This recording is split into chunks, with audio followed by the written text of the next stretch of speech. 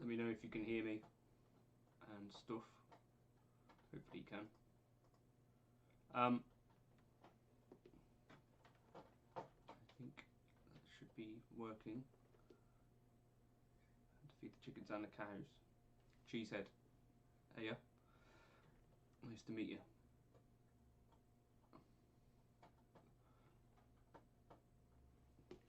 Some good playing.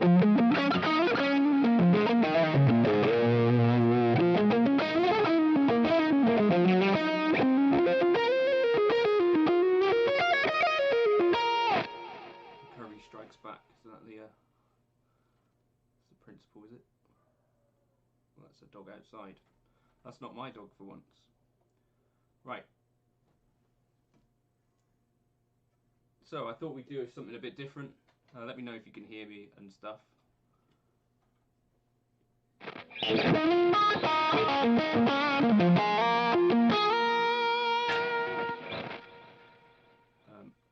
I'm not going to be doing the theme tune from Rainbow, the 80s TV show. No, that wasn't what I had in mind when I woke up this morning, to be honest. Just let me know if things are sounding normal. I'll just do a little short bit of playing and then we'll catch up on stuff, I guess. Right, we do.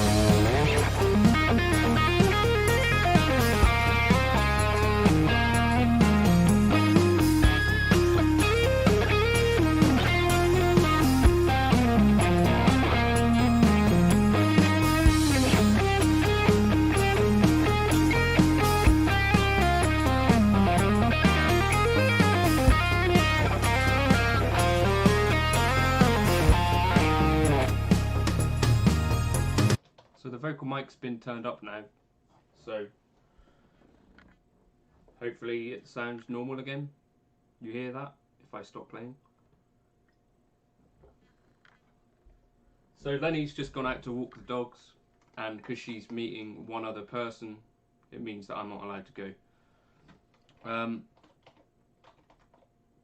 I'm pretty sure you can hear the voice stuff now. I can turn it up a bit more if you want.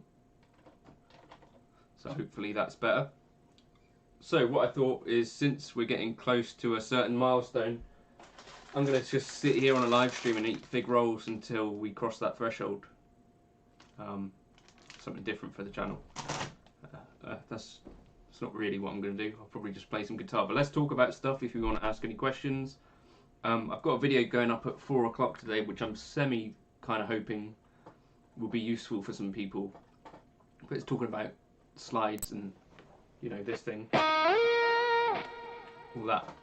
Hopefully that might be useful for at least one person, is the hope. But if you haven't already subscribed, I'm pretty sure most of you have. Ruben, you've not subscribed. Maybe you should get on it. Jake, you can unsubscribe. Yeah, maybe if you want to like the video as well, that'll help some other people find us so we can chat about bits and pieces. But yeah, just fire away with any questions you might have. Is the van wheeled in it? It's not. Hey Krenner. So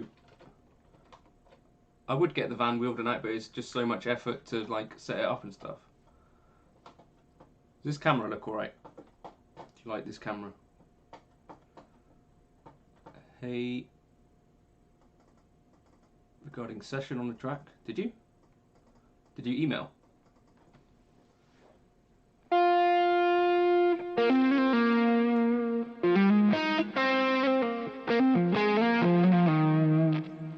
going to say it 6 times until it happens. Right, so ask questions. I'm going to play guitar until I have a question to ask. Answer, I mean.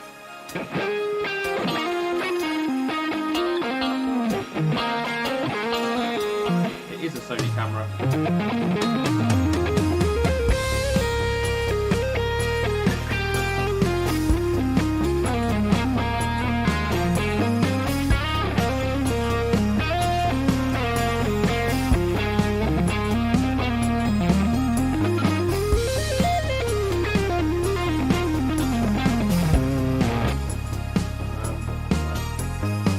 Email is this.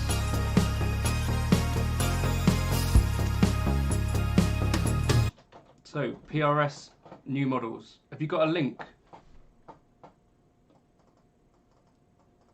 Have you got a link, Krenner, and I'll take a look at those PRS right now. All I've seen is the Mark Lettieri model, and I think the flip-flop finish PRS.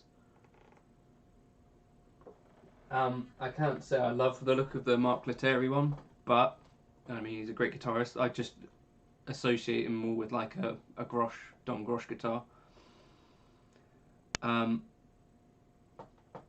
Difference between touch and response in the tube amp versus Helix stomp. Do you mean looking back at a recording, or do you mean when you're literally in the room with one? Because it's quite a huge difference depending on what you're asking.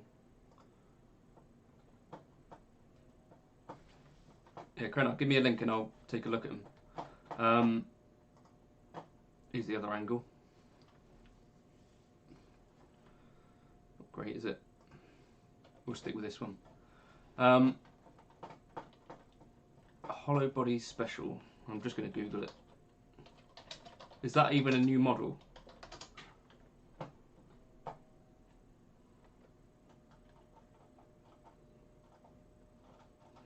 No, I can't see any clear link for like new PRS things, so I can't really answer you properly. If you do send me a link, I'll take a look. Should I just play some guitar until there's another question? So yeah, tube amps versus a Helix or a Stomp, or basically any other modeler. If you're playing through like studio monitors like I am, you'll notice basically that a real amp just has a ton more bass, and I think that is what contributes in a way. I think that's a big part of what feels different. You know, if something has no bass at all, it feels very strange. Whereas if something has a lot of bass, it feels different. In terms of volume and gain produced, definitely volume. Again, you're probably not going to turn a modeler up to the kind of level that an amp normally is. Sorry, Jake's just going to send me the PRS models.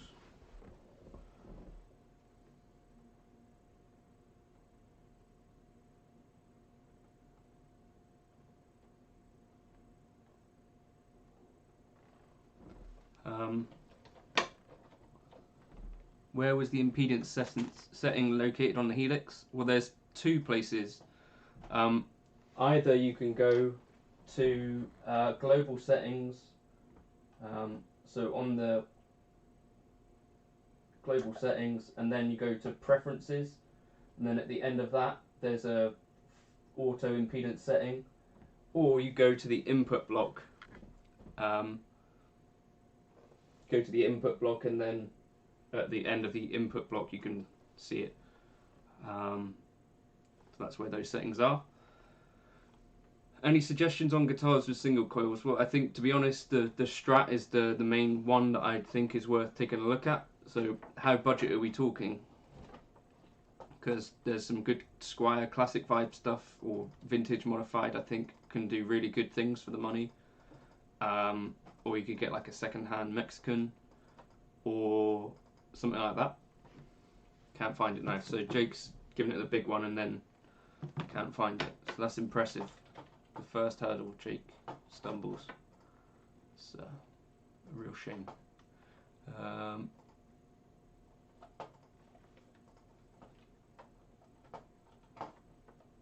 So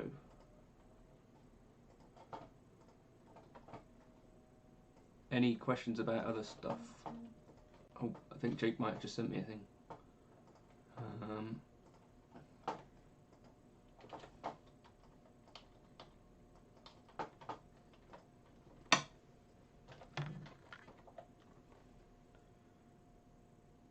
He's just sent me that he can't find a link, so that's literally useless. Here it is, Ruben says, but it's not there. 350 to 400. Just type in meet new PRS products on Google.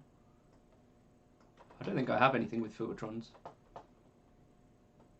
Can you get a mild gain and clean sound? Yeah, absolutely. Just by picking. It's just about finding where that sits. Special semi-hollow. Okay, that looks posh. The studio I find vaguely interesting, but I mean I'm not going to spend that kind of money on a guitar. And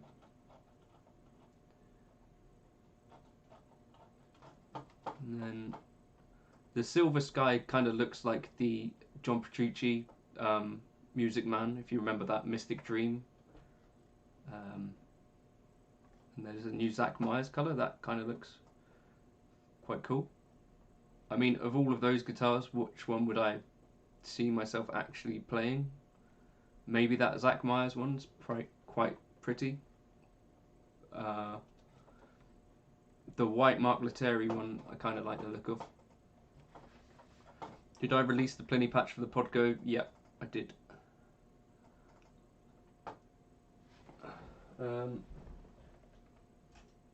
Where is it? If I find this.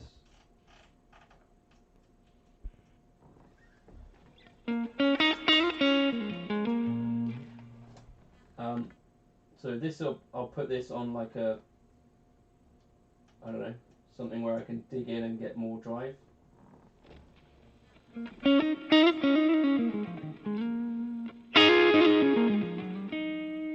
So to me, I mean, that's got plenty of dynamics.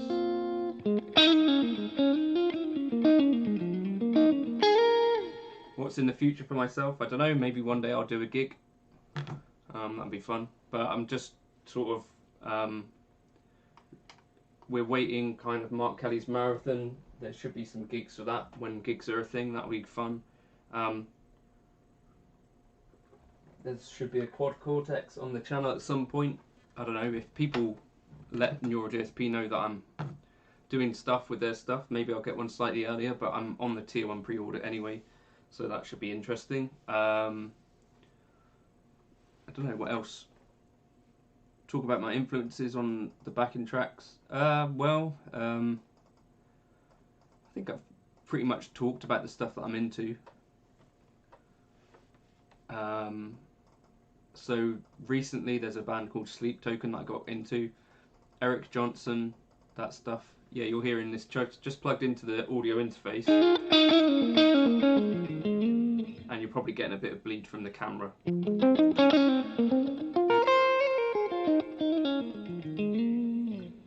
What's my setup like? So for the Iridium, I literally just plug the Iridium into generally a delay or reverb, and then into the Steinberg UR RT4. And David Brent here says RUGAY, and we also had Vincent Vega saying Bender, which is helpful, and certainly adding to the conversation in a big way. Do I have some Ampero patches made? Yeah, I've done a few, but I don't have an Ampero anymore, but you can still get my presets if you want them. Chrome or nickel covered pickups. Is that just for the look of them, or is there something about chrome covered pickups that you prefer? And then I guess just listening to like pop tunes and stuff like that and all that sort of stuff is kind of what I listen to and play in jazz and stuff. So the backing tracks are just like an extension of that. It's really excellent stuff.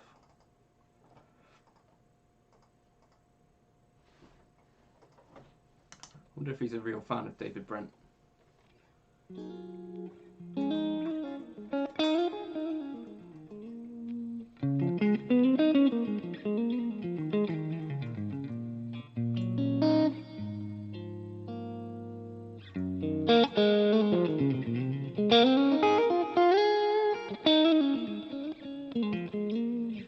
Maybe it's the chord shirt that he's not a fan of.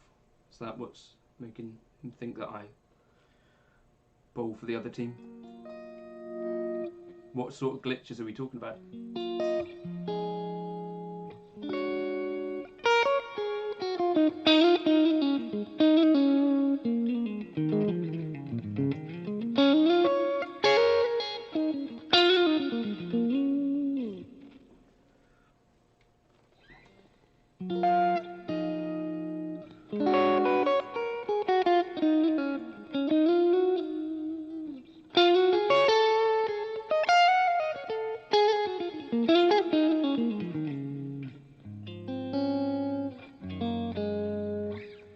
Is it okay or ideal to use IRS preset value on Line 6 products? It doesn't feel right.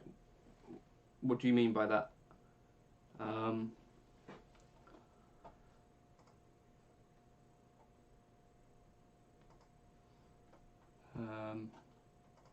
I think that's fine. I think there's a reason for it. I don't know what that is, but there must be a reason that they've done it.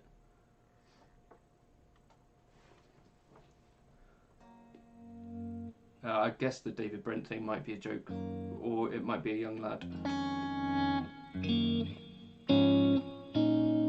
I think the issue really though is this channel is predominantly followed by Russian bots who are looking for males, so I think possibly Mr. Brent is barking up the wrong tree in a way. Everyone knows that people that are into jazz and stuff are exclusively heterosexual. That's a fact.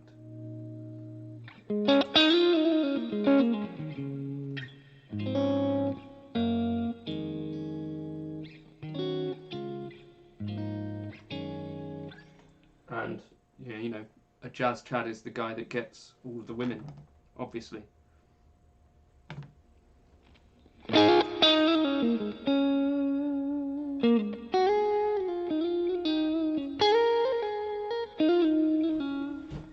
I'm going to stick a little bit of a delay on here.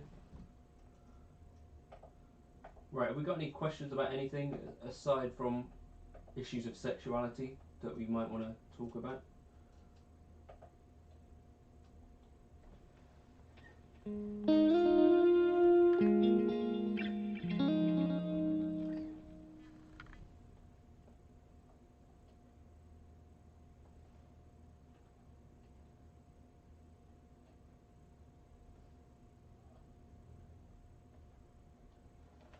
Okay, and then we've got Cheesehead here saying that everyone has AIDS, which I think is also a super helpful thing to talk about.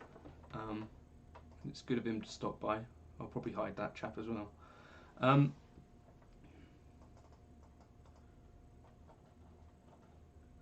What is the bare minimum of theory that a player should know? I think the answer is more dictated by what you're looking to achieve. I think aiming for a bare minimum seems like the wrong approach. I think aiming to have a grasp of things and an improving grasp is probably more of a useful approach. Do I use the cab room option?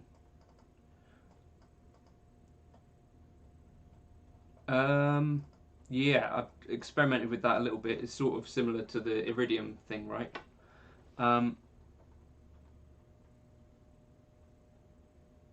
Yeah, so I would say, you know, instead of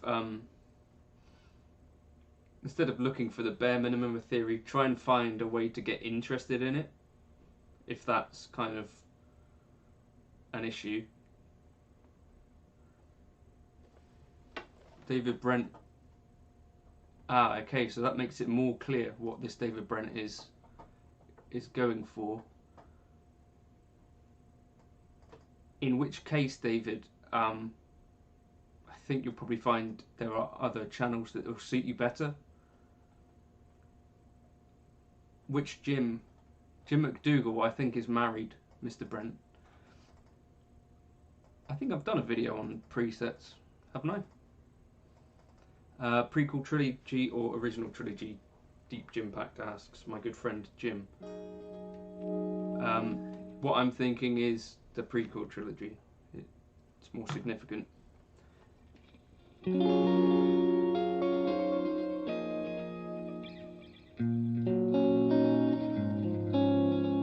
Yeah, if you're in the States, it doesn't make any difference, Timothy, if you want to try them. So right now I'm using ODS Clean, but I've just tweaked it slightly. I've added like a vintage digital, which I guess is like a 2290 style.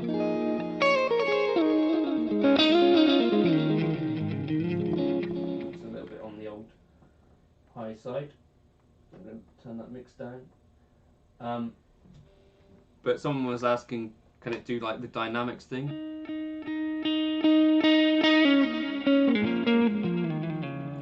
David, can I just give you some tips on flirting? I'm not sure if David Brent is your real name, so Ricky, should we go for first name terms? If you are aiming to end up copulating with someone, potentially flirting is probably a better way to get your point across. I think you're being a little bit direct at the moment. And this kind of direct approach can often be off-putting. Do I have anything with the new Princeton? Yeah, I've used it in my dual jazz preset. So yeah, people were asking about what I'm going to do in the future, and I think what we're going to do is turn this channel into a kind of dating tips thing.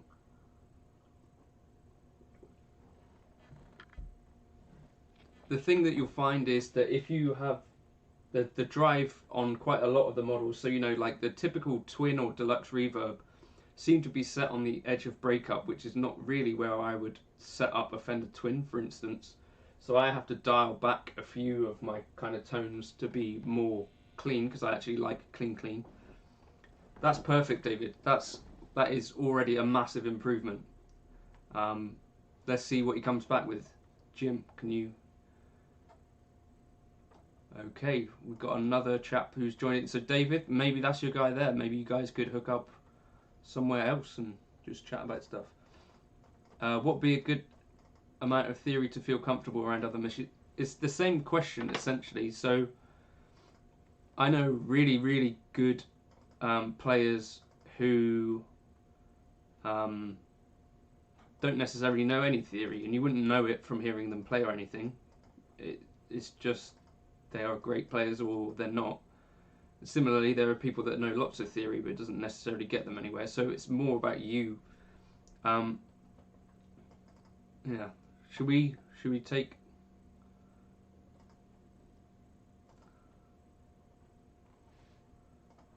If I've made Jim a moderator now, so he can deal with you, David, if you'd like. Have I experimented with different volume pots? Change mine out. What do you mean, like the 500k 1 meg thing? I've never done that, to be honest. I'm not much good with a soldering iron.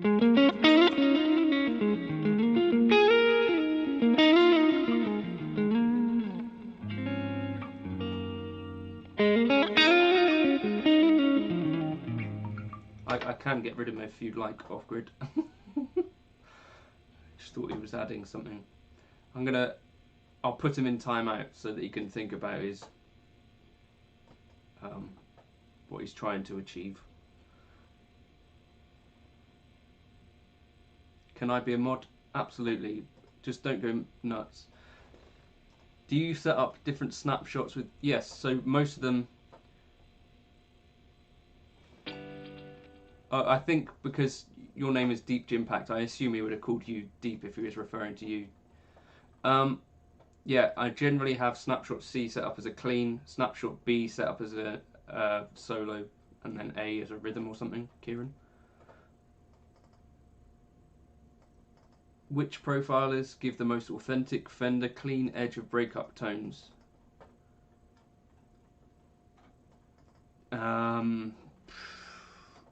Certainly at the moment, not Neural DSP. They've not explicitly said that anything is Fender voiced. So until we see anything of theirs which is, then that wouldn't work. I think the Kemper, to be honest. So if you like, I've profiled a Fender Champ with the Kemper, and it was kind of identical. So maybe that. There aren't really any reviews of the Quad Cortex yet. I don't think they're allowed until the end of January. What I've seen of it is it's another modeler, but it seems to be able to do very cool stuff, which is good. You know, is it going to knock everything else out of the picture? I don't necessarily think so, but does it have to be great? This guitar is a K-Line Springfield. Do I have any interest in the Quad Cortex? Yes. I'm on the tier 1 pre-order list. Alright, Jake, I'll make you a mod as well. Look at this.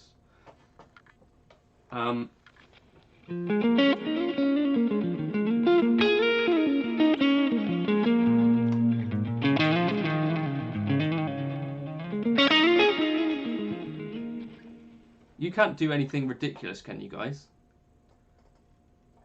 I don't know if I've just given you like the keys to the kingdom and now you're gonna absolutely rinse my channel. But by the way, the goal is to hopefully get to a few more subscribers by some point. So if you haven't already subscribed, you could do. You might find some stuff on the channel that you like. If you could like this video as well, that might help. But let's keep talking about stuff.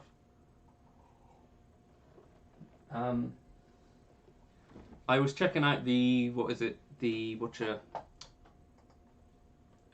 what's the name of the thing?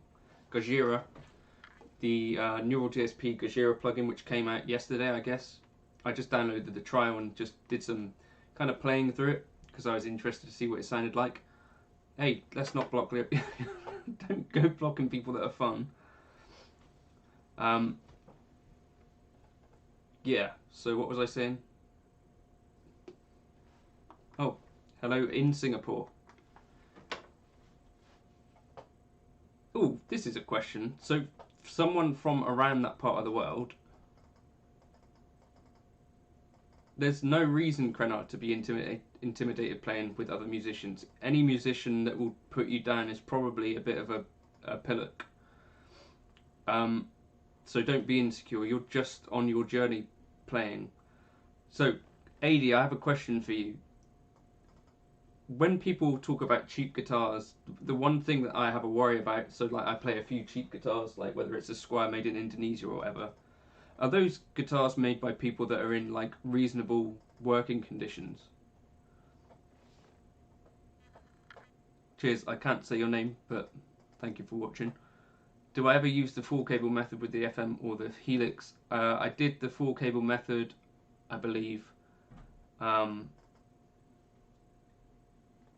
the marathon session, I think. So yeah, occasionally. Yeah, I'd go Helix floor at the moment if it was one modeler. I use a Kemper for recording and stuff so I can do easy DI, but that's mostly using, when I'm actually recording my own stuff, I use, what's the word? A profile of my Helix drive tone. So that's a bit weird, but that's what I do.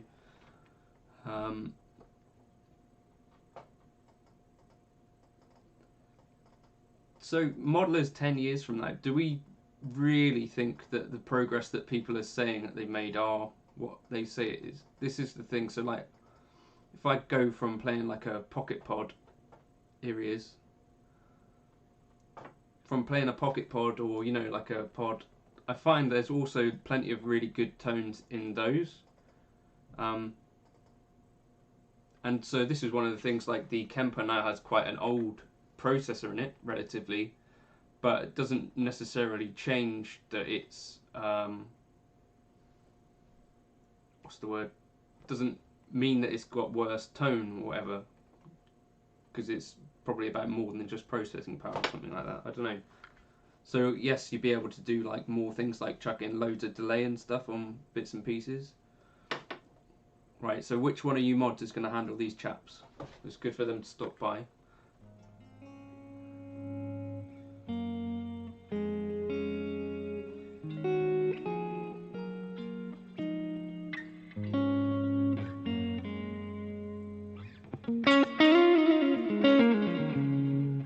What is more important to develop first, picking skills or legato? Right, so I think picking, to be honest, I'd say is a little bit more of a useful skill in some ways, and let me just explain why. So what I'm thinking is,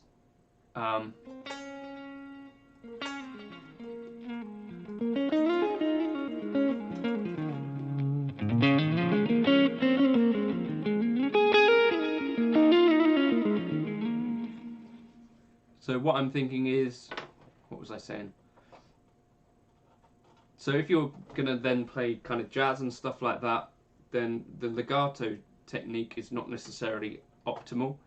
If you're gonna play blues, then legato is potentially not optimal. There's like a little subsection of material which does suit like the Tom Quayle legato stuff quite well, and it's not that you can't make music with it, it's just that it's not necessarily suited to every genre or every style, if you know what I mean. So it's not necessarily the most versatile technique, if that makes sense.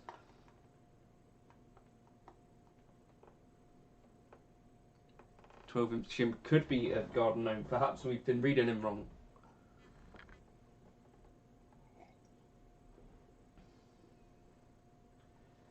Well, so Ricky is back, and he is behaving just like you'd expect. Which one of the tones am I playing right now? I'm playing ODS Clean, if you wanted to try it. I'm running an HX Stomp and a Morning Star, using a Klon, a Noble's ODR1, and a Gunshot. Which compressor in Stomp is best? I prefer the Rochester, which is actually a bass compressor, but check that out. Meshuggah was one of the metal bands that I used to really dig, or still do. Tesseract, huge. Chimp Spanner, back along. Bulb, I preferred sort of Misha's earlier stuff before the later Periphery stuff, but like around that era where they were playing with Casey Sable, I really liked. Dream Theater, I guess, are sort of heavy. Yeah, check out the Rochester, Michael. I think you'll like that. So feel free to keep asking questions. David Brent, if you want to keep interjecting with that kind of material, that's absolutely your right.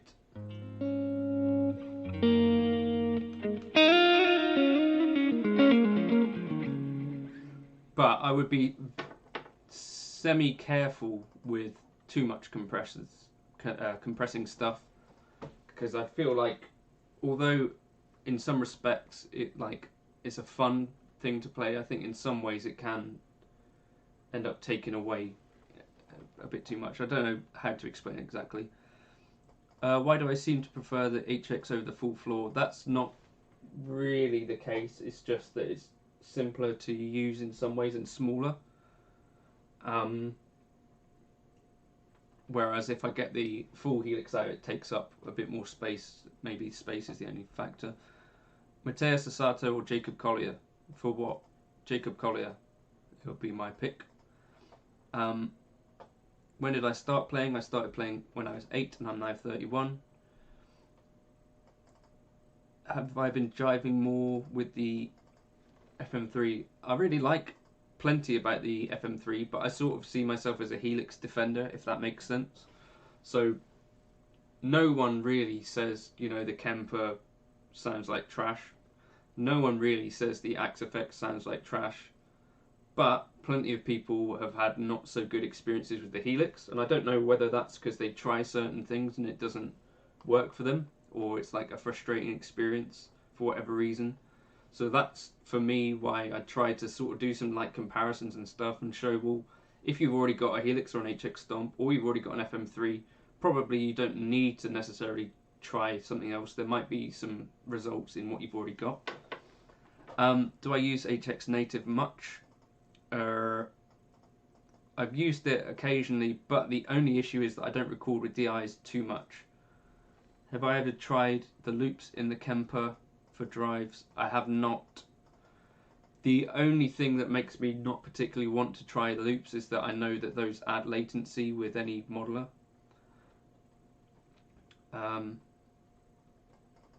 So yeah,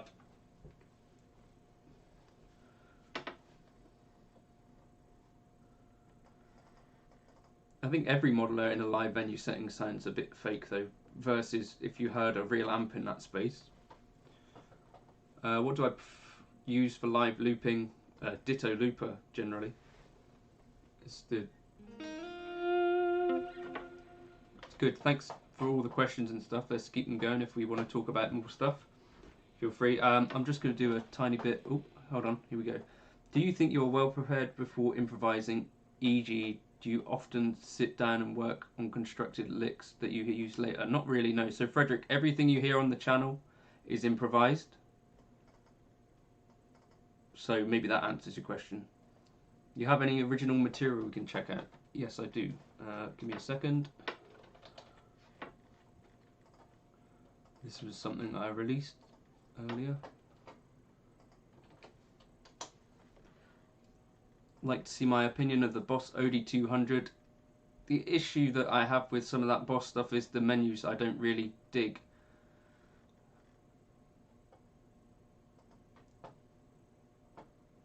If I could have one guitar and one amp for the rest of my life, it would be this guitar, the K-Line Springfield. I don't know what amp I would use with it. One of my Mezzas maybe the Mark III is pretty versatile.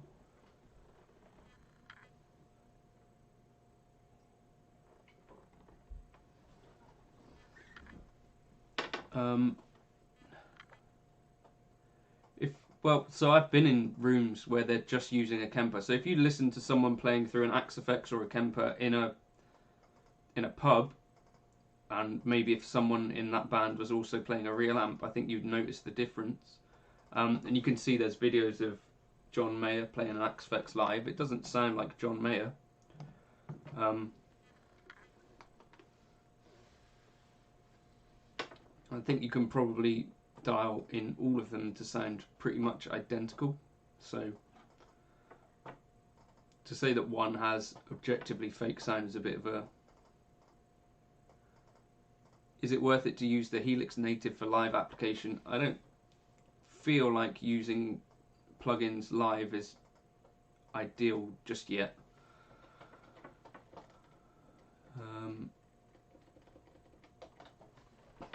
Unless you've got some sort of super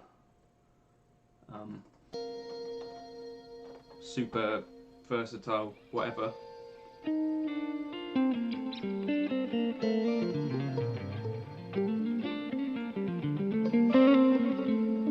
Last time I checked, David, I wasn't. There's nothing to say that I might not be in there.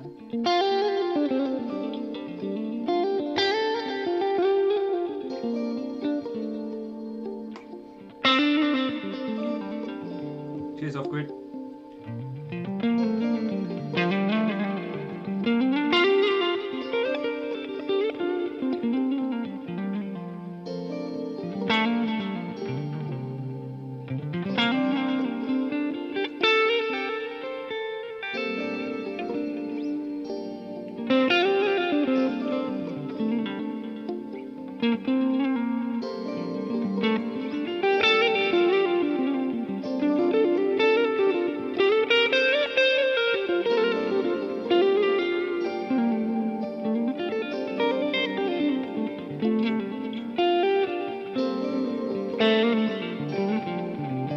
Sam.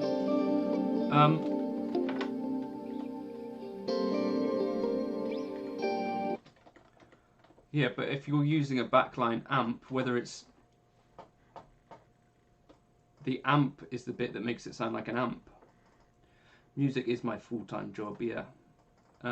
So the way that I make money at the moment is through kind of this stuff. How much time do I spend during the week making videos, editing, practicing? All of it.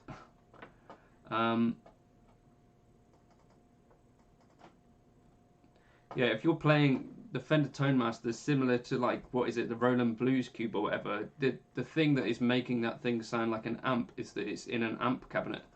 So, yeah, I don't know if I haven't had the experience of playing through a power cab live, but I don't know, maybe that solves some of the issues. But generally playing any device direct, if you use in-ears and stuff, is not particularly fun. Are the FM3 drives as good as the Helix ones? So that's another area that I think, to me, I think the Helix have done a more of a job of actually, what's the word, modelling the drives. I know Keith at 5 Watt World also likes the sound of the Tone Masters. I've never played one. Play some cool blues lick. I only know one. The bell sounding background. I don't know what you mean.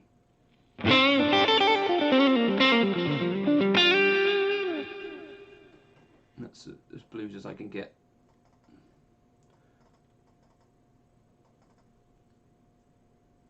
Hey Paul.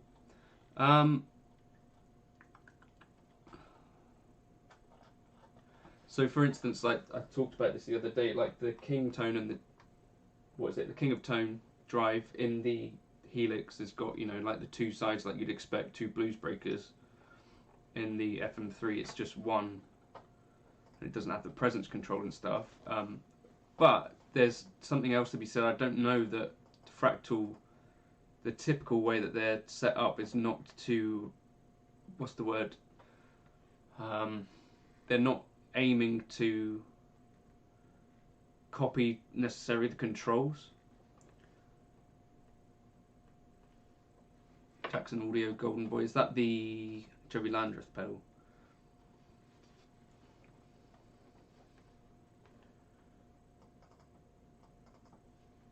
I don't know whether it is or not.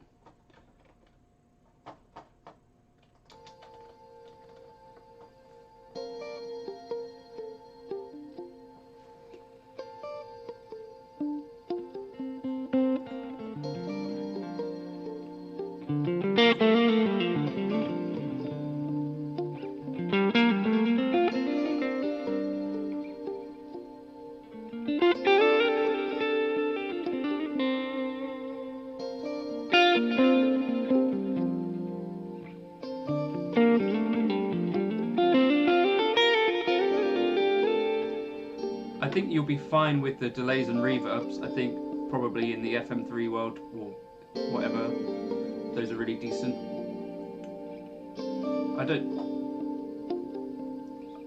I would think miss those drives a little bit. I think they've done a really good job of some of them. Like the Timmy I really like, the Heir Apparent I really like. No, I wouldn't agree with that at all. So that's part of the reason that I think like this preset is really simple. It's literally just, so it didn't take any tweaking at all to get that to sound good. So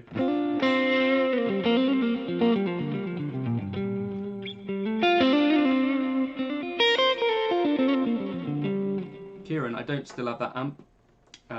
It was a bit loud, and the drive channel of it was quite difficult to get to do certain things. Jake had it for a time as well, but I think the Mesa Boogie Mark III did that same job but better for me. No, so SRV3 Fender has asked, do I agree that Helix takes more tweaking to get a comfortable sound whereas the fractal sounds good even before tweaking and adding effects. Absolutely not. So I even did a video on this, creating the 2 Princeton tones on each. So it took me like 2.5 minutes on the HX Stomp, and it took me 5 minutes on the FM3. Now part of that is because I don't use the FM3 as much, but was either a better sound than the other and whatever, and there wasn't any real tweaking involved. It's just what comes up when you create the sound, and I could kind of honestly say that I preferred the sound that I got out of the HX Stomp. So I think it's mostly down to preferences. I know the internet wisdom is that everything sounds better on whatever, but it's not really my experience.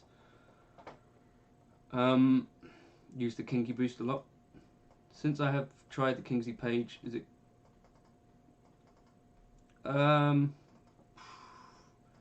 I think using any kind of analog pedal in front of the HX Stomp does a thing. You might want to check that out.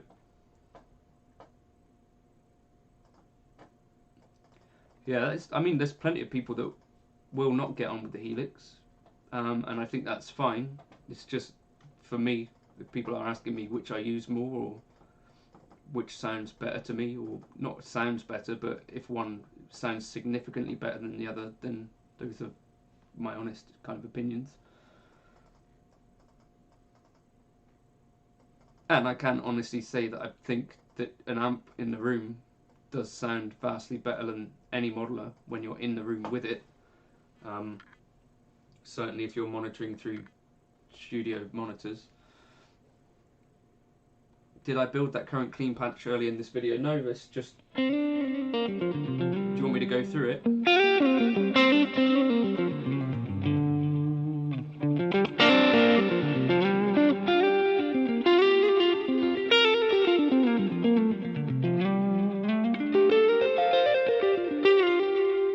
I would just put the Big Sky after it, personally, if I had one. I think also it's fair to say that you might come back to an HX Stomp, you might hate it, or you might come back to it and find that you've found some new things that you've learned from checking out other modelers. It's not like...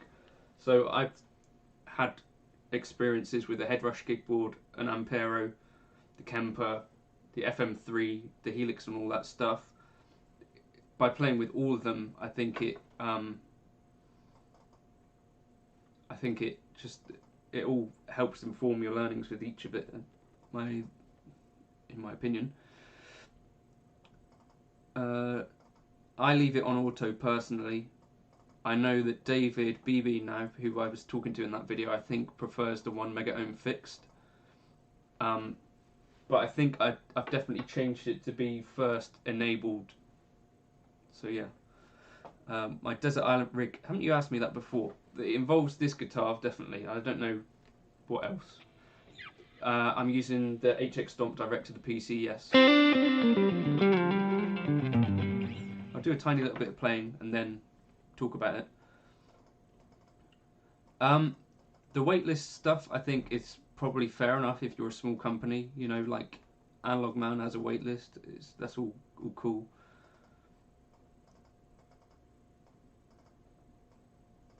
I mean, nowhere do I ever say that I don't like the fractal stuff, to be fair, but I don't feel like I have to really make that argument, because I think a lot of people consider that fractal stuff really good anyway. Yeah, the blue guitar, I've heard about that. Do I run the outputs of my Stomp at line level or instrument level? I'm going to guess it's just a gain thing. I don't know, how would I see how I do that? Let's have a look. Global settings, ins and outs. I'm running at instrument level out.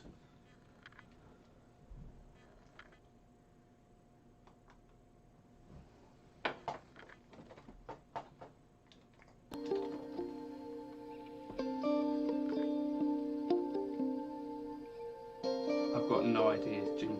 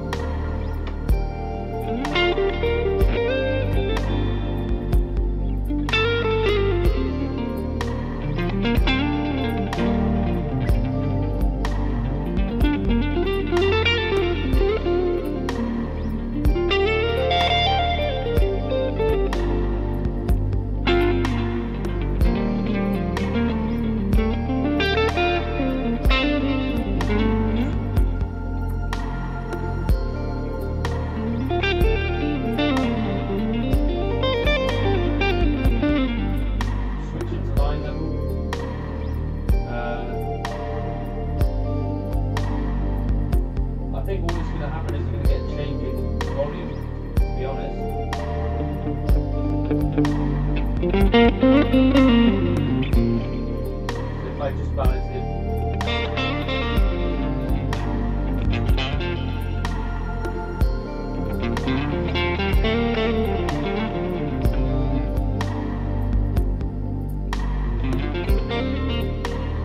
Shouldn't really.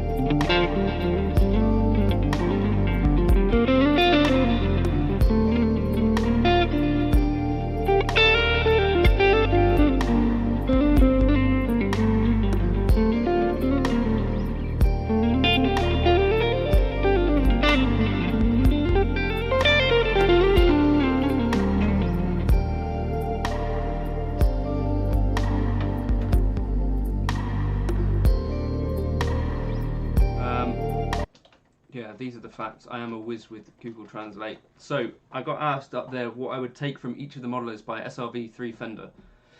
So here we go. I think I'd take the Helix UI generally, and I'd probably take the Helix drives.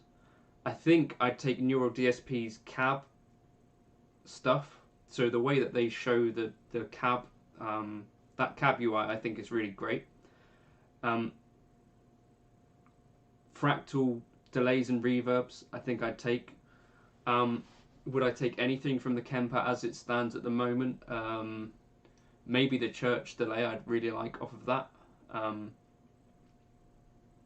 Aside from that, I don't know, I think you can roughly achieve some of those other things. Is that backing available anyway? It's probably on my Patreon, or if it's not, I'll put it up.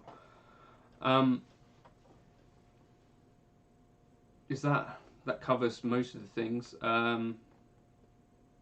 I think that'd be how I would. So cab from Neural DSP, the cab UI, the overall general UI. That backing track is one of mine. I put them up on Patreon. The FM3 delays and reverbs, and maybe the church delay from the Kemper. Cheers, Grenna. Have a good day. Have a good weekend. Drives from the Helix, I think. Ooh, that's another thing that I'd do though. So I would probably take, I'd like to keep snapshots from the Helix, but I'd also like to incorporate scenes and channels from the Fractal world. I think that's super powerful. And that would give you a modeler that does a lot of stuff, I guess. And maybe you'd want to chuck in capture as well, for the sake of it, or profiling. So a thing that I was working on the other day, Paul, if you want me to talk about something that I'm specifically working on, if I can find this backing track. So we're in 7 for this. This kind of thing.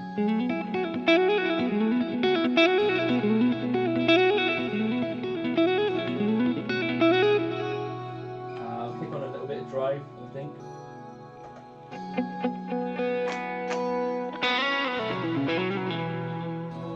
So what I'm doing is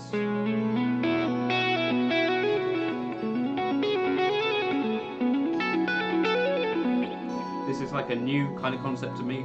It's doing like a string skipping thing and a hybrid. 4, 5, 6, 7.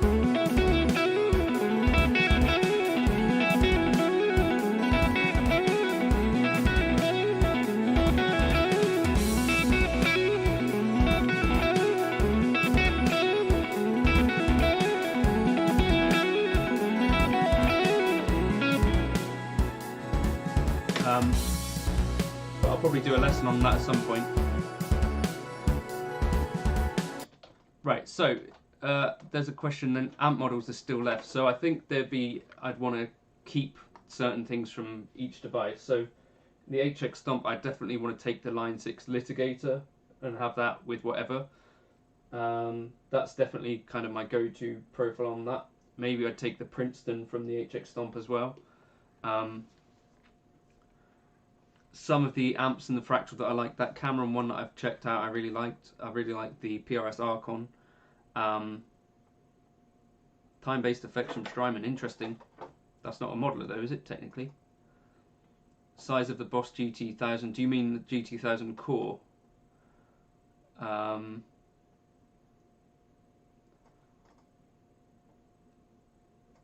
yeah, the power amp from Kemper, good shout. I think the deluxe reverb in the Fractal I really like as well, so maybe I'd take that, and that would be a good one to have. So I was talking the other day about this pattern and stuff with Legato. So like the most common thing that you've probably seen done is like the Satriani thing of the 3-note per string, and you just go up and down sort of in sextuplets. It's sort of the size of the full G. So how does that compare to like the Helix size wise? I don't know, is that similar? But so one of the things that I suggest with legato stuff is to just take the thing and even it out. So I'll try and put on a metronome of some form.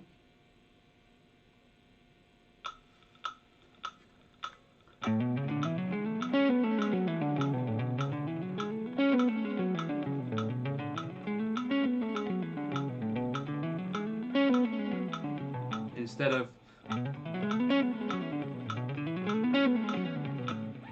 I'm playing straight 16s instead of a triplet feel, so I think that's useful. And then the other thing to try doing is like instead of 1 2 3 1 2 3 1 2 3, so like I mean by the order that you're playing.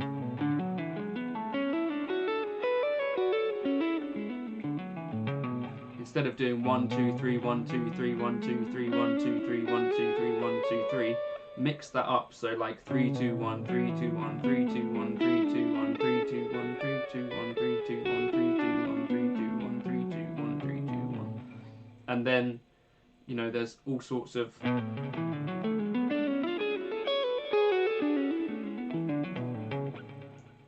different permutations that you could do, but just practice kind of doing that sort of thing and building versatility into your technique. It's obviously something that I need to do more of.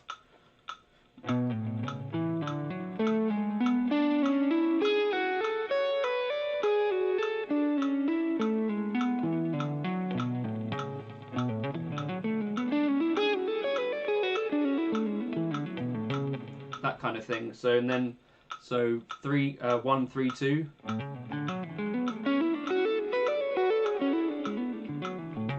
It's not particularly even, so I need to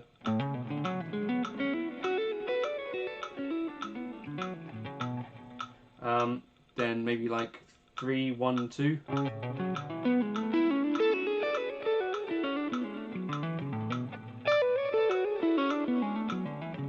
I think he might have finished him.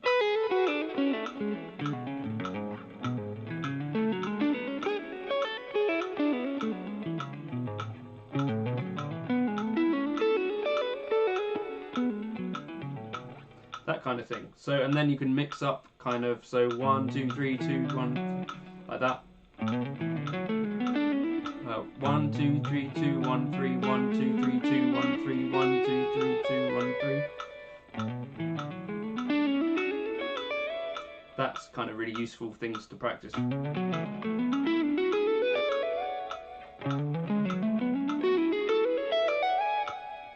I think anyway, that'd be the sort of thing that I practice. Pay attention to how loud each note rings while practicing. I wouldn't use a compressor, no, but just use like your normal settings. Don't use anything different to what you were doing. I don't necessarily think practicing clean is necessarily the best option. I know people have said that in the past, but I think practice with the amount of gain that you actually use, and you'll be able to tell whether you're actually executing the thing, I think, and you'll be able to hear more so if things are ringing out that shouldn't be. And absolutely, yeah, pay attention, try and even out the dynamics.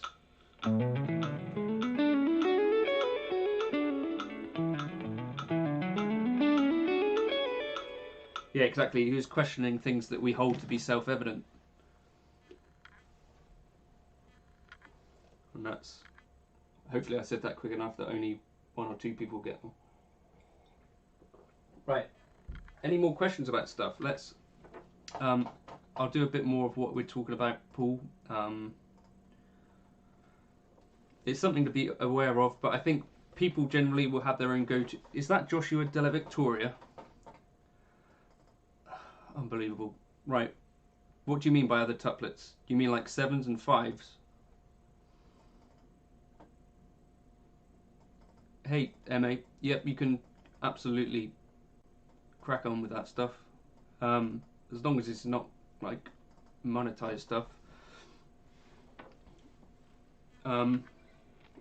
Yeah, do you mean like 7s, or do you mean like groupings of...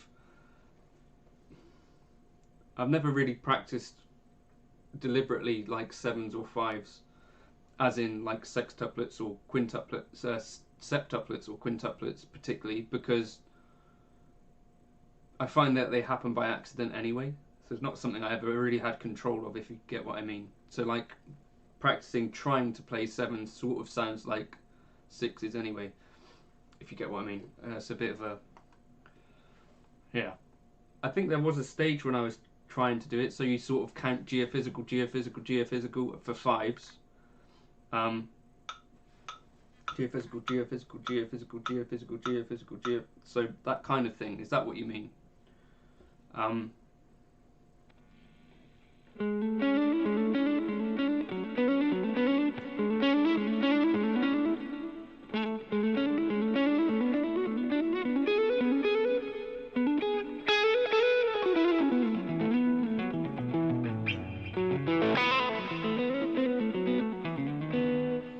Yeah, for sure I'm going to be on Anderton's anytime now, I reckon, SLV. Can you point me towards more fractal amps that I need to check out? So that Cameron one was one that David Beebe told me to check out. So if there are other ones like that, that'd be cool. Have you ever made my own freak out effect in Helix? I don't know what the freak out actually does.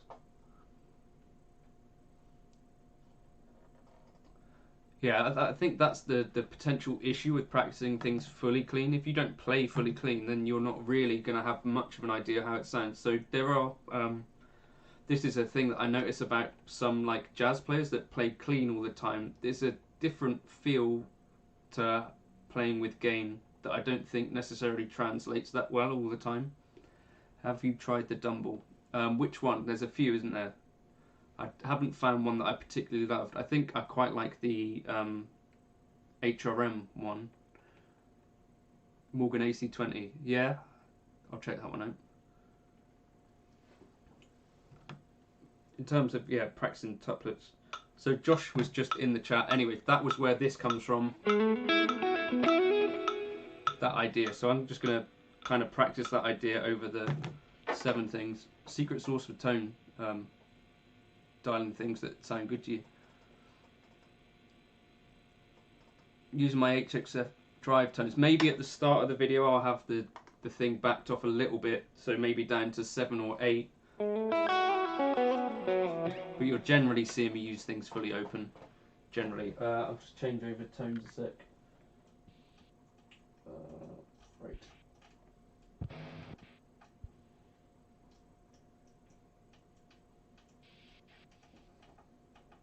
Quick, isn't it? Super quick, super seamless.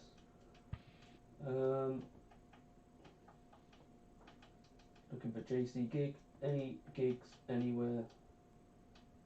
Right, here's one.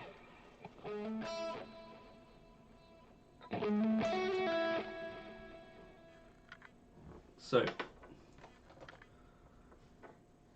yeah. So Josh asked if I practice other tuplets. I think the answer is in general no, because I'm trying to play within subdivisions of that are actually there. But I might practice like groupings of 5, but that'd be like an accent thing.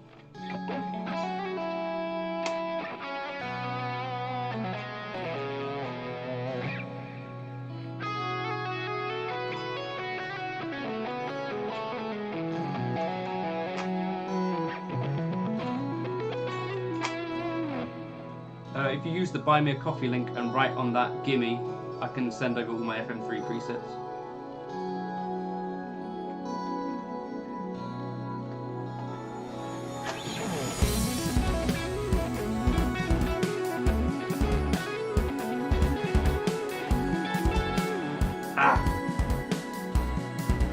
So this is the thing.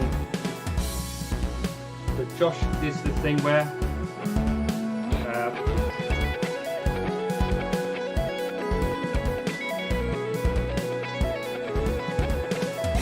taking Josh's idea and also then applying string skipping, like this.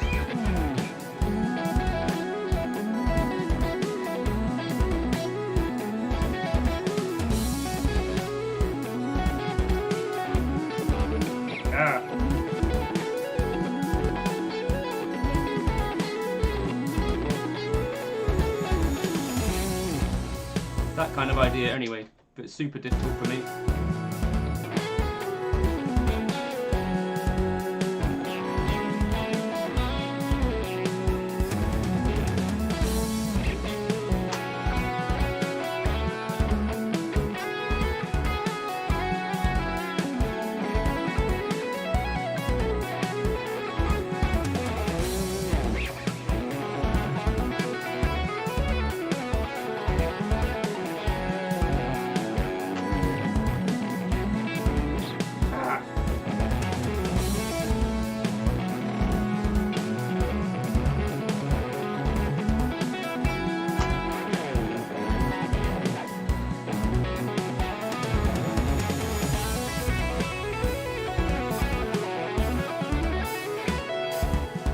That kind of principle anyway. Right. I can, yeah, 5, 7 or 9 per beat. I can do them if you're playing groupings at the same number of notes as the tuplets. Yeah, exactly. Like if you group it in 5. Yeah, it's not at all something I'm good at. I get what you mean, but the general times that I see that stuff in my playing is more when I'm just blasting fast through stuff, and you know, occasionally things just line up in a certain way. Like you'd say, it would be a nice thing to have control of, though, wouldn't it? I guess. Favourite Helix amp is the Tweed Blues and the Interzet Z. Norm. Have you tried a good ones on the Fractal? I haven't tried either of those, I think. Have you tried Tube Amp directly with reactive load and IR? Torpedo Captor X I've tried.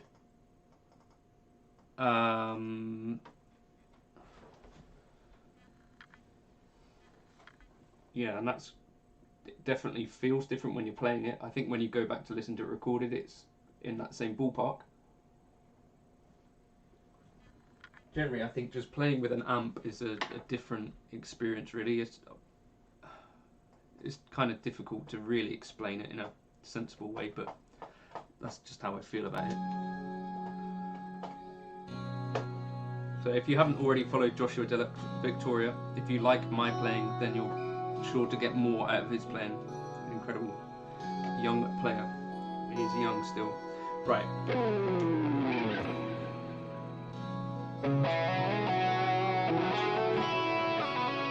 Cheers, Paul.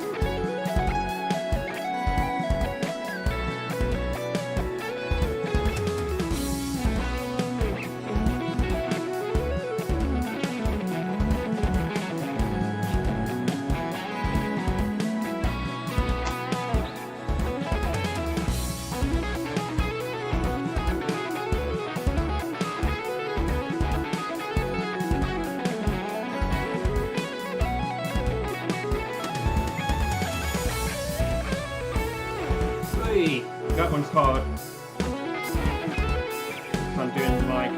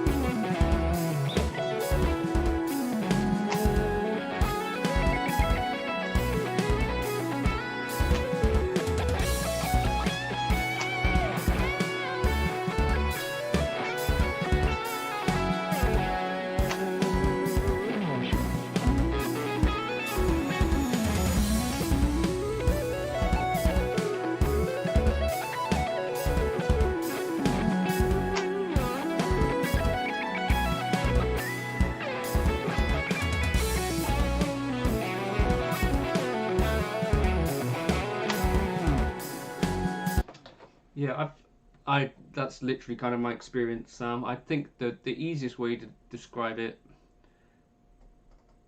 it just feels poor in comparison.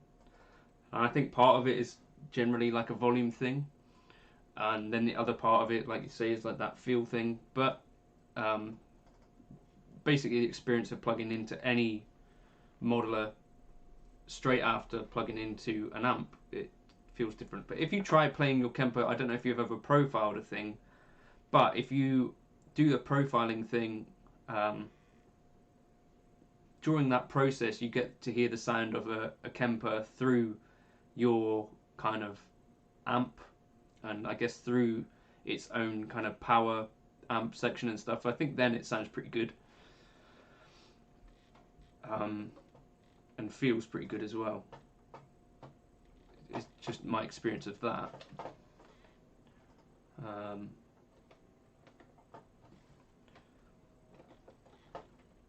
Right, just got to send a few emails. Feel free to keep firing away any questions you might have about bits and pieces.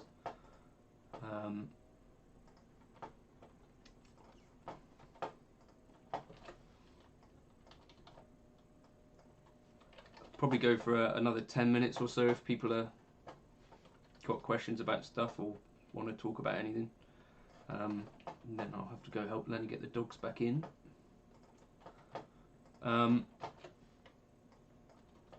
As I say, there's a lesson that's going to go live on my channel at 4 about slides, which might be interesting. What did I use for the synth? Do you mean this tone?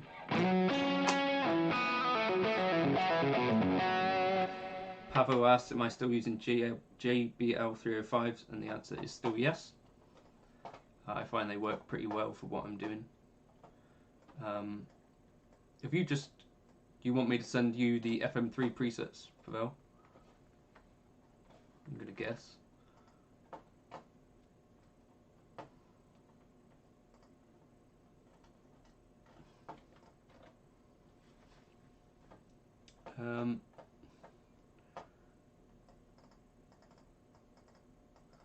Yeah, into an aux. So I got an aux the other day, Donald for Jake, and pretty cool. Does the same job basically as a torpedo cap direct I found, but if you've got kind of multiple impedance amps, it certainly makes a lot of sense to go for the aux, I think, as well as being quite a pretty kind of piece of gear. But I only sort of plugged it in and had a little play with it. Rapid fire question session, yeah. The backing track synth, there is no synth in the backing track. Or do you mean like the bass synth? I use Reactor for that. Visualization process when improvising, seeing kind of the shapes. I don't use plugins for someone else's project. If I was, I'd use Helix native because it's got my actual tones on it. I've never played a Square Affinity as far as I'm aware, but recording for someone else's project, I use the Kemper using profiles of my Helix tones so that I could also send them a straightforward DI. Can you get my FM3 presets as well if you want them? Yeah, just send me an email.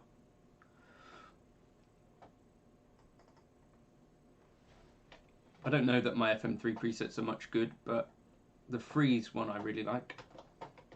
Right, let's do a bit more playing. Keep firing away questions, I think that's useful.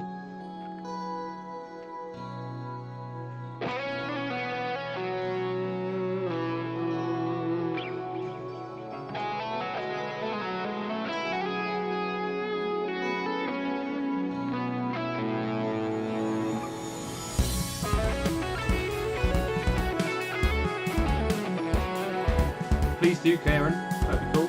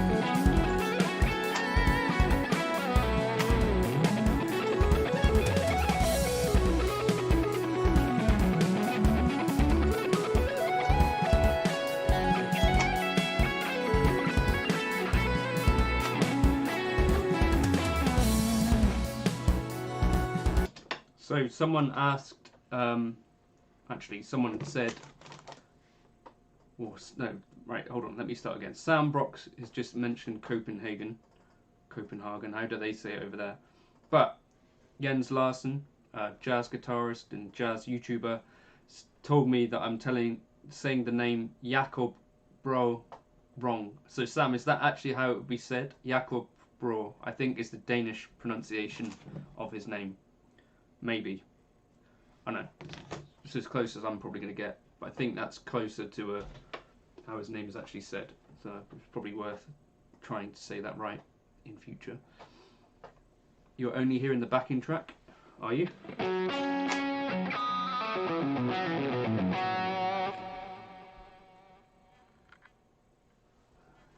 don't think anyone... Is anyone else having that issue, only hearing the backing track?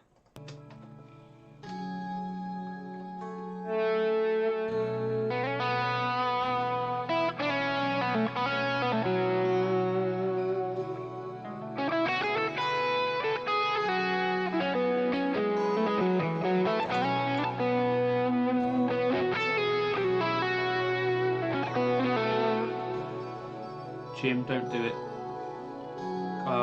Just stop.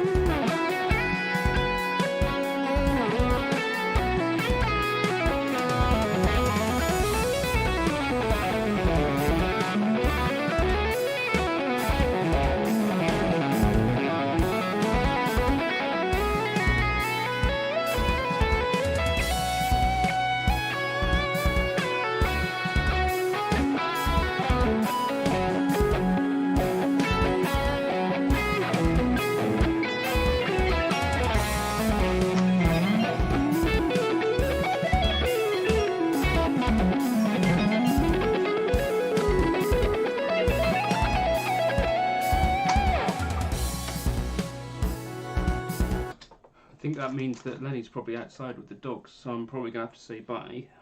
Hold on, let me just text her.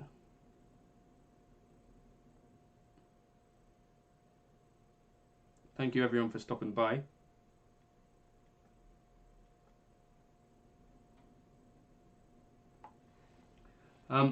Yeah, thank you everyone for stopping by. If you haven't already liked and subscribed, I guess that would be helpful to me if you would. Yeah, he loves the ringtone. Yeah, the backing tracks and everything you hear me play on here generally will go up to Patreon. Yeah, the phone effect is something that I've been working on for a while. Shall I bring her live on here? Hold on.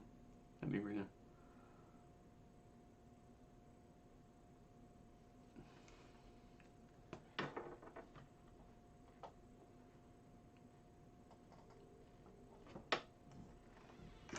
Hi there, you're through to John Cordy. Hi. Hi. Of course, I'll get the bath ready. Yeah. What time are you going to be back?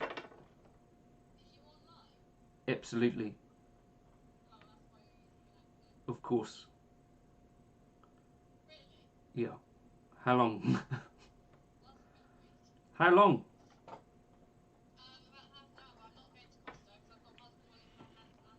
Alright, if you're not going back to Costa, then just don't come back. Right, I'll see you in about half an hour then. I'll run the bath. See you in a bit. Bye. Alright, we've got about half an hour. The dogs will be back then. So I'll just carry on going on here if you want. South African accent. What South African accent? I didn't hear one. Faulty earbuds, Johnny. That's an issue. Right, yeah, I'll just stay around here if you want. Let's keep talking about stuff then, since we've got some time. What else do you want to talk about? Yeah, she's just taking the dogs for a walk, and because it's horrible weather out, they're going to be muddy, so basically I have to prepare the house for muddy dogs. And run a bath for them. And shut the doors of rooms that we don't want them to run into. Where in the UK am I? I'm in, what's the word? Devon? So like the bottom part of the UK. So London's like over here and the north bit's up there. So it's like the very last county except for Cornwall. How many doggies? There are 7. Any jazz licks to show? Do I play games? I used to play Tony Hawk's Pro Skater, and Jim will tell you that I'm better than him at it. But I don't game anymore. No, I don't really have time. Will you be releasing a swimsuit calendar? Well, if we get to 20,000 subscribers by the end of today, then I can guarantee that that will be the case. Currently we're at 19,941. So, you know, got a way to go. Do I follow football? No. I do watch MMA. How do I make my backing tracks? There's actually a video on that. Workflow.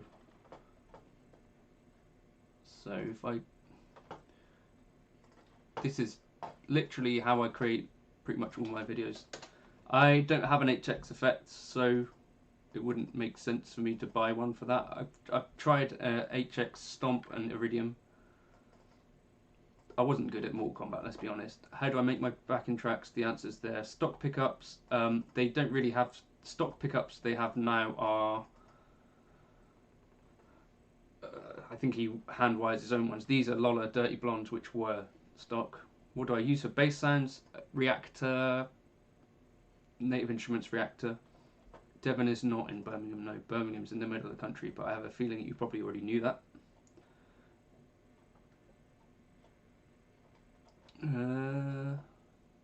What's my music education background? Yeah, I will watch the fights, but probably in the morning. Hey Wolfgang, good name, solid name. How can a guitarist make enough money to quit their day job these days? I think any guitarist that's making money at the moment is probably doing a bit of teaching, I guess. If you're wanting to make money though, I don't think that music's necessarily a good way to do it. Scale options video, what would that be?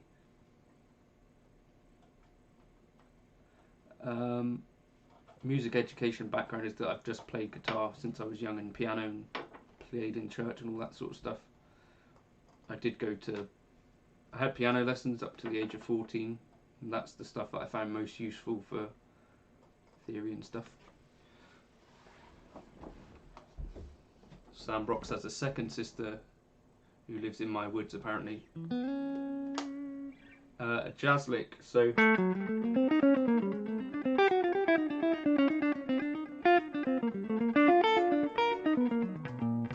That one is one of my favourites from Jonathan Kreisberg.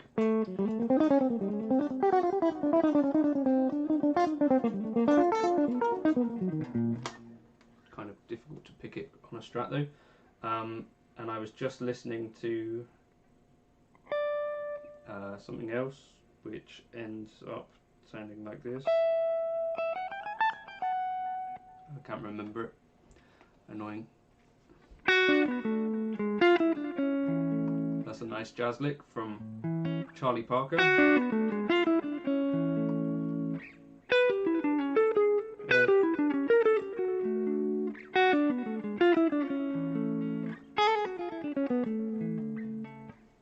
Do I like Julian Large? Sorry, nearly slipped up there. Yes.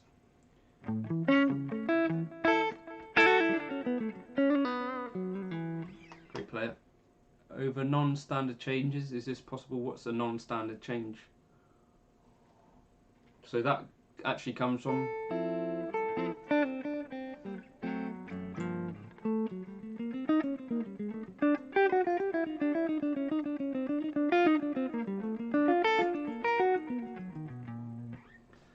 that's from that Jonathan Kreisberg, Have You Met Miss Jones song. I think it's I don't use it too much, but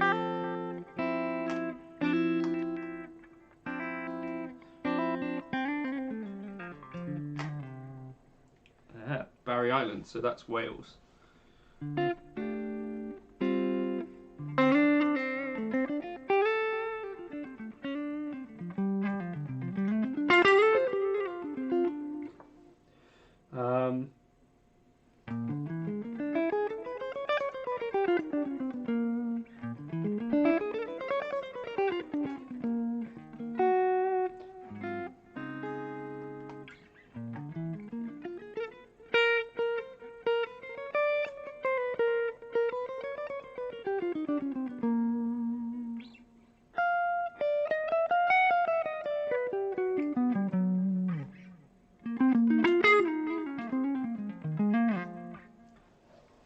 I don't really think about jazz licks over a blues progression too much.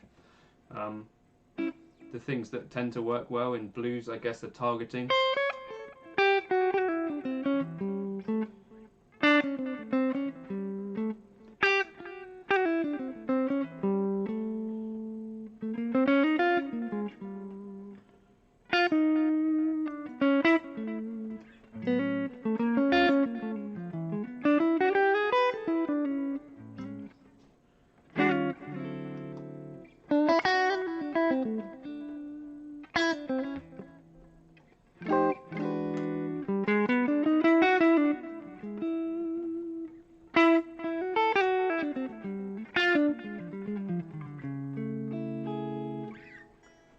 I don't know. Charlie Parker's done some kind of cool stuff over jazzy blues stuff like Now's the Time. Grant Green, Kenny Burrell. Not really listened to much of them, to be honest. I tend to listen to a bit more like modern players, unfortunately, or Charlie Parker or someone like that. It's not that I don't like listening to guitar players, it's just that someone like Jonathan Kreisberg or Gilad Hexelman or Gilad, however you say it, or Mike Marino, I kind of really like. Nitro Finish is cool. I don't know that it's super important, but given the option of having it or not, I kind of like the option of having it. It kind of has a bit more of a vibe and ages nicely. What else is needed to install them? You should see it all in the email. There is a README, which people tend not to read, but you'll just need to add in that one Own Hammer preset that I use for a few things. There's like a free IR that they used to give out that I use. Hey Jason. That sort of stuff.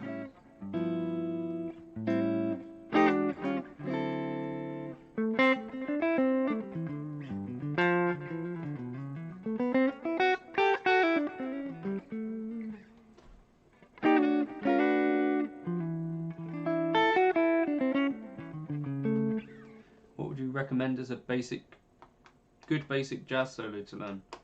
I wouldn't bother learning solos. I'd learn melodies. So if you were to learn, you know, the amount of time it might take you to learn sort of a whole kind of chorus of solo or something like that, to me, I think you'd be better off spending your time learning a handful of heads, so maybe it end up being like Autumn Leaves or I Fall in Love Too Easily.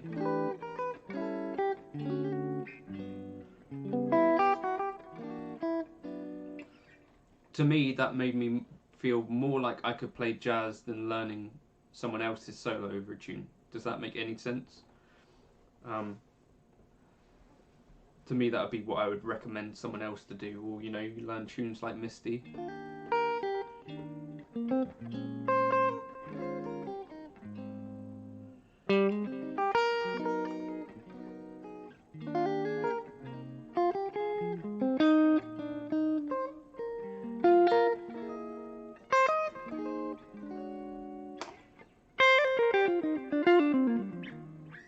And then, you know, worry about the lead playing aspect of it comes later. But for me, I've been less concerned with the lead aspect of playing jazz for a while.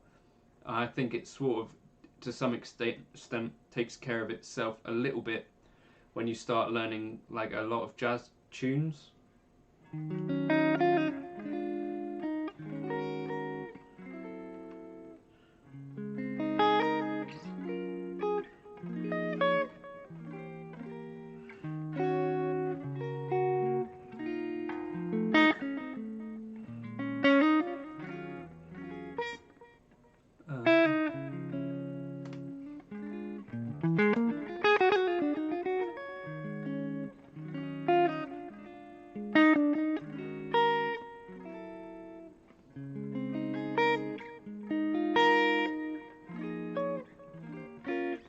Yeah, I do have a tab of quite a lot of stuff on Patreon.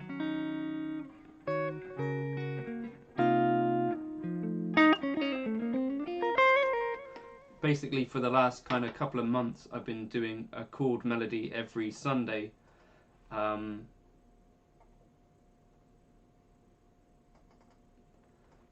Every Sunday, and so yeah, kind of helps.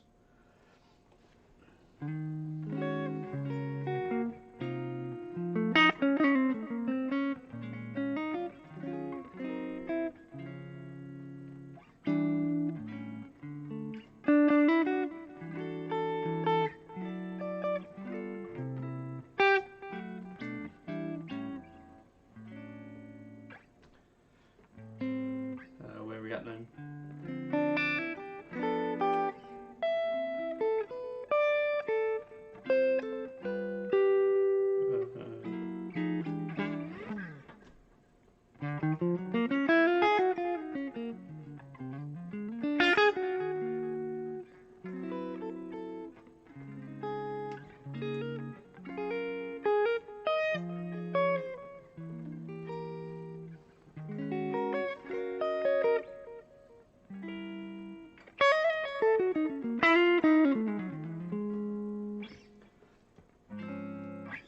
Yeah, so if you're not a member of my Patreon or whatever, basically that's where I send people to get all of my backings. So anytime you see me doing a video, that'll be a backing track that I've created. So you can request all of those on Patreon, you know, and I put them up even when they're not requested generally. But the other thing that's going on there is Mondays I do a lick lesson. Fridays I also do like a chord lesson, or yesterday I did 2 chord lessons because I did that Jakob Bro tune. Then Sundays I upload a chord melody of a jazz tune that I've been working on for that week. So that's basically that. No, links don't work for some reason. Uferstein.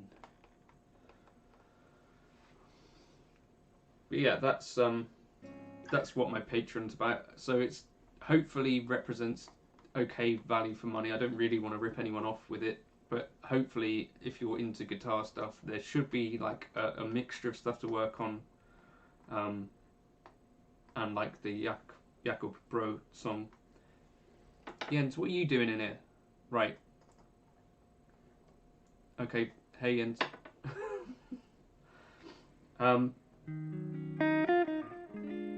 He might answer your question actually. So Chris asked, any jazz solos? Would you start learning jazz solos if it was like your first jazz solo to learn? Is it Jakob Bro? Am I saying that right now? My advice personally, and what I found is useful, was kind of just learning jazz tunes. So I might learn like a handful of jazz tunes rather than one solo, and try and play the head for them.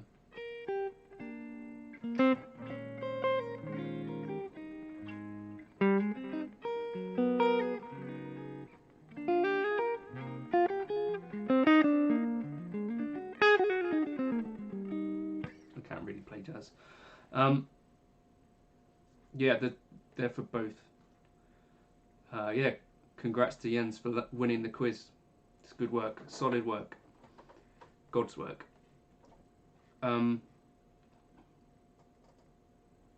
He also taught me how to pronounce Jakob Bro, because I was saying his name wrong, obviously.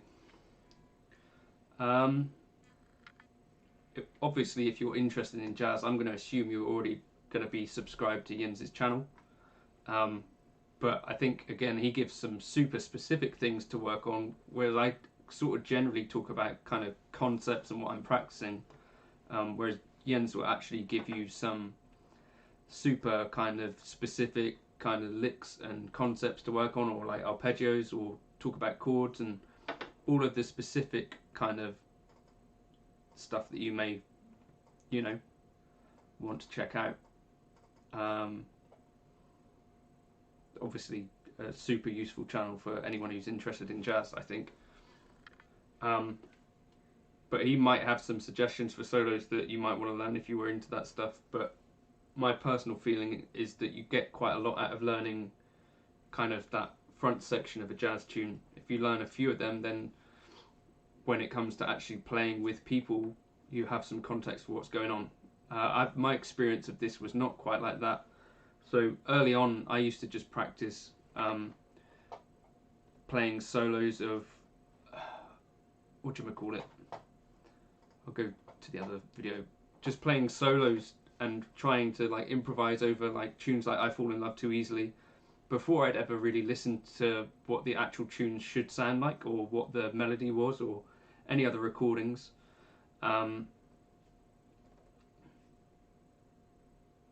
Yeah. And I found that actually going back and listening to those original recordings of tunes, or by someone like Chet Baker or Peggy Lee or whoever, actually gave me some context for what those melodies would have sounded like. Yeah. And then, you know, alongside that, of course, there's going to be concepts that you pick up along the way, and watching a channel like Jens is super useful for talking about kind of the theory side and what some of these approaches are that people build lines out of. Or even using the app like Solo would be good for like visualization of the fretboard and these bits and pieces. But I think finding some jazz tunes that you really like is probably a super good way to... No, you spot a Ibanez SD9. It's like a Mike Landau pedal in it.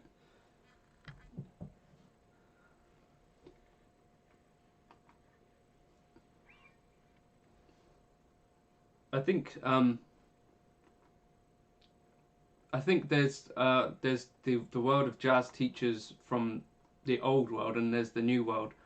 And I think if you listen to someone like Jonathan Kreisberg, or any of the jazz players that you'd actually regard, I think you'll find that a lot of them are not snobbish at all. So if you listen to Jonathan Kreisberg, he talks about Alan Holdsworth and Eddie Van Halen and people, and Gilad Hexelman probably talks about loads of people.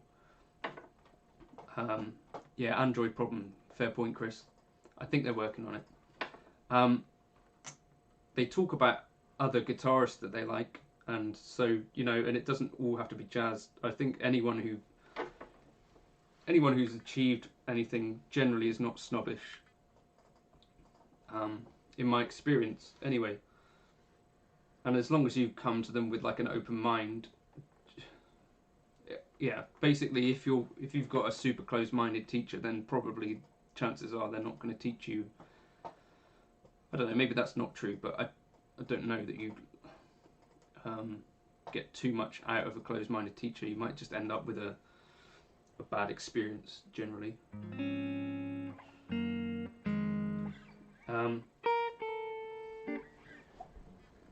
Just switch to whatever. So I've probably got to go in a second and start preparing the house for an onslaught of dogs.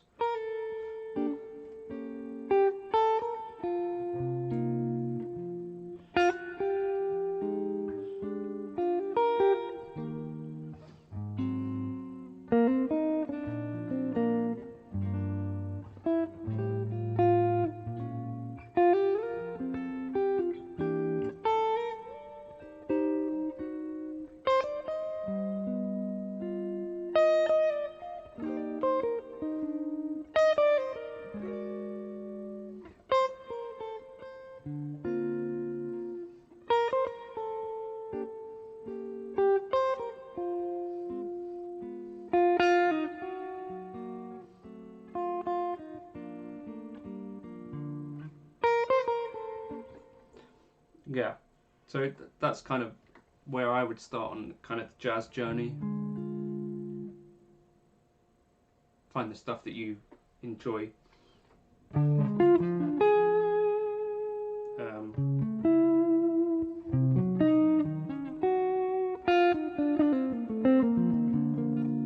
I think there's quite a lot of good teachers out there. It's just that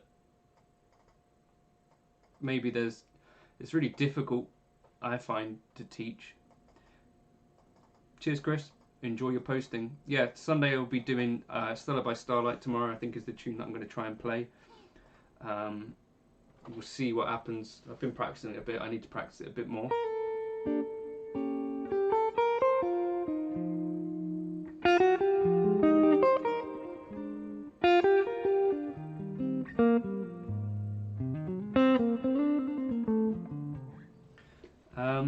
But yeah, thank you everyone for stopping by. And I'll catch you for a video tomorrow. If you haven't already subscribed, it'd be nice if you did.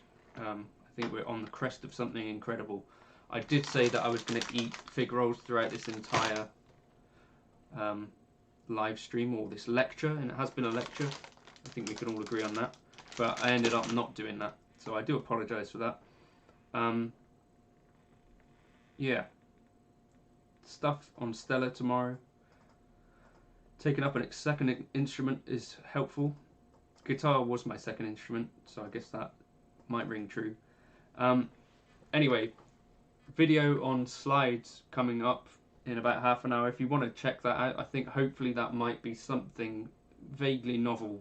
I'm hoping that people enjoy that one, because it's something that I sort of had a mini revelation about. I'm not sure I've seen anyone else do a video on it before. Remember to run a bath. It's good advice. Thank you everyone for stopping by, and I'll catch you on another video soon. Perth, Australia. Bosh. Cool. Right, yeah, Jason. Cheers everyone.